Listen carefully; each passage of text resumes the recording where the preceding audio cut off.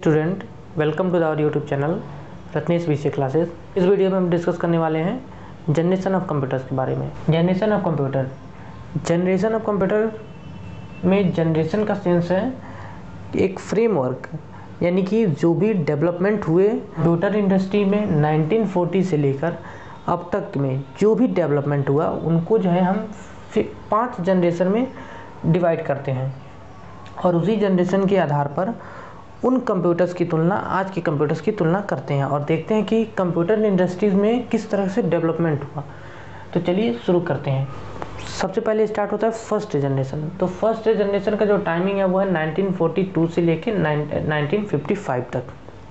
1942 से लेके 1955 तक का जो समय था वो फर्स्ट जनरेशन के अंडर आता था और इस समय कंप्यूटर जो थे वो एकदम नए थे मार्केट में, यानी कि नए नए कंप्यूटर का आविष्कार हुआ था। तो इसमें जो स्टोरेज डिवाइस यूज हुए थे, प्राइमरी स्टोरेज के लिए वैक्यूम ट्यूब यूज किया गया था। आप देखेंगे इस प्रकार का वैक्यूम ट्यूब होता है जिसमें फिलामेंट की लगी होती है। तो उसमें जो है फर्स्ट जनरेशन में वैक्यूम ट्यूब का यूज हुआ था प्राइमरी स्टोरेज के रूप में और पंच कार्ड का यूज हुआ था सेकेंडरी स्टोरेज की डिवाइस में। इस जनरेशन के जो कंप्यूटर थे वो बहुत ही अर्ली थे, यानी कि इसी जनरेशन में कंप्यूटर का आविष्कार हुआ था। तो जो आज का हमारा कंप्यूटर है जो कि एक पोर्टेबल है, यानी कि लैपटॉप पोर्टेबल है और एक छोटे से मेज पर आ सकता है, लेकिन जो फर्स्ट जनरेशन के कंप्यूटर थे वो साइज़ में बहुत ही बल्कि थे, यानी कि बहुत ही बड़े साइज़ के थे। फर्स्ट जनरेशन के कंप्यूटर के लिए एक पूरे के पूरे कमरे का स्पेस चाहिए था उनको इंस्टॉल करने के लिए, इतने साइज में बड़े थे और प्लस ये कॉस्टली थे, बहुत ही ज़्यादा कॉस्टली थे, क्योंकि नया नया इनका आविष्कार हुआ था और साइज़ में इतने बड़े थे तो कॉस्टली होंगे ही होंगे। और ये नॉर्मल लोगों के लिए यूज़ के लिए नहीं था, ये उस टाइम केवल कमर्शियल यूज़ के लिए किया जाता था। इसके बाद क्या हुआ, सेकेंड जनरेशन आता है। सेकेंड जनरेशन का जो टाइम है वो 1955 से 64 के बीच का समय सेकेंड जनरेशन के अंदर कंसीडर किया जाता है। उस टाइम सेकेंड जनरेशन तक के समय क्या हुआ, सेकेंड जनरेशन में आविष्कार हो जाता है ट्रांजिस्टर का आविष्कार हो जाता है। तो सेकेंड जनरेशन में कंप्यूटर में ट्रांजिस्टर का उपयोग किया गया प्राइमरी स्टोरेज के रूप में वैक्यूम ट्यूब की जगह। वैक्यूम ट्यूब का यूज़ क्यों नहीं किया गया, क्योंकि इसमें एक फिलामेंट होता था जो कि बहुत ही जल्दी हीट होकर ख़राब हो जाता था। तो ये बहुत ही अनयूज था, कहिए कि बहुत ही जल्दी गर्म होकर ख़राब हो जाता था। तो इसीलिए हमने वैक्यूम ट्यूब को रिप्लेस करके सेकेंड जनरेशन में ट्रांजिस्टर को यूज़ किया एज अ प्राइमरी स्टोरेज के रूप में, तथा मैग्नेटिक टेप्स का यूज़ किया सेकेंडरी स्टोरेज के रूप में। अब इस जनरेशन के जो कंप्यूटर थे वो चीपर थे, थोड़े सस्ते हो गए फर्स्ट जनरेशन के कंप्यूटर की तुलना में।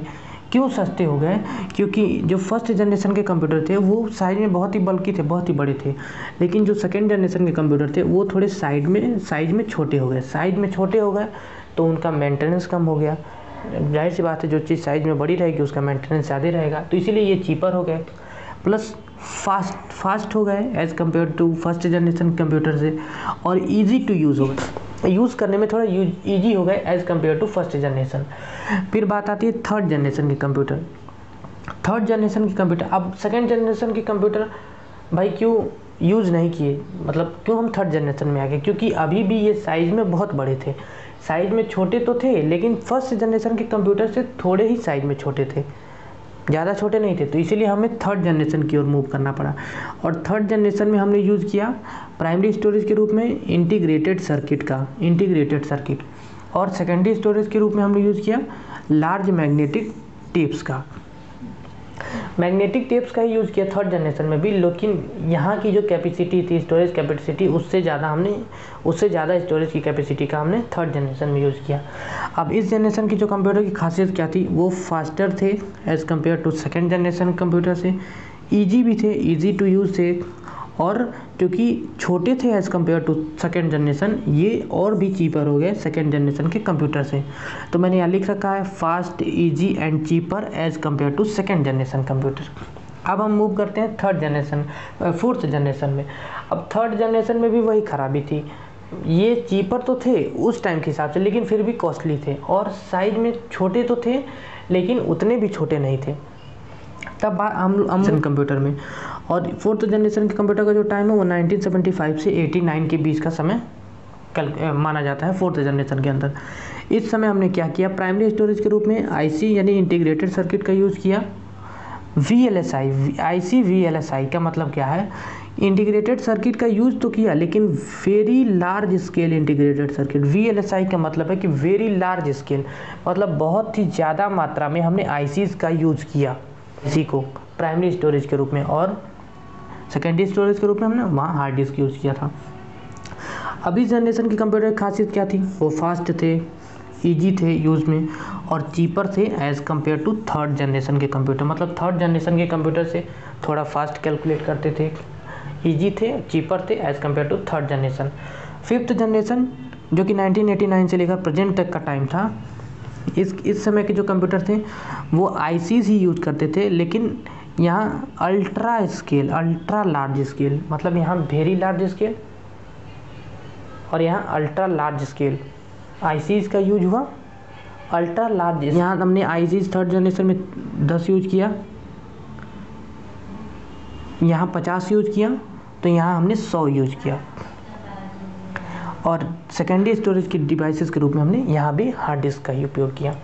अच्छा, इस जनरेशन 5th जनरेशन के जो आज की जो कंप्यूटर है, 5th जनरेशन 1989 से लेके प्रेजेंट तक के टाइम को 5th जनरेशन में कंसीडर करते हैं। अब इस समय के कंप्यूटर आप देख ही रहे हैं, इस समय कंप्यूटर पोर्टेबल है जैसे कि लैपटॉप है, यह चीपर है और फास्टेस्ट डिवाइस है। मतलब इस समय के जो कंप्यूटर हैं वो फास्टेस्ट डिवाइस हैं, चीपर भी हैं और इजी और पोर्टेबल, इजी टू यूज़ है। तो ये रहे जनरेशन ऑफ कंप्यूटर से रिलेटेड सारे important topic. This is all about the generation of computer. Thanks for watching.